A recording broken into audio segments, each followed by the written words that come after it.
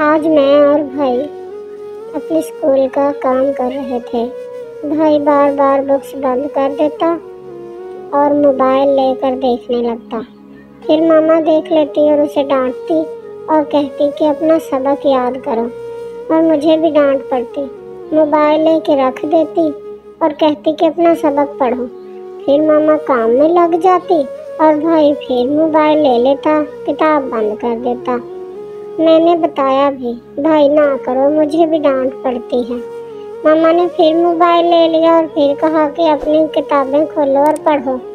Mobile एक side पे दूर करके रख दिया और समझाया कि अब अगर किसी ने मोबाइल लिया तो अच्छी बात नहीं होगी। मामा बाहर फिर काम में लग गई और भाई उठा और भागा दौड़ा गया और फिर से मोबाइल उठा लिया।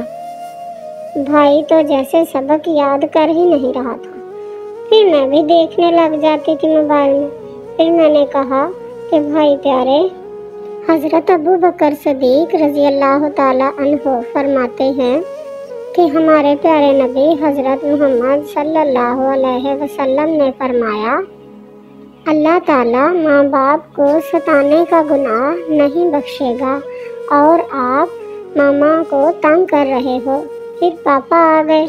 उन्होंने भाई से मोबाइल ले लिया और किताब खोल कर दी और कहने लगे कि मैं आपको पढ़ाता हूँ, आप ये सबक पढ़ो और मोबाइल मुझे दे दो।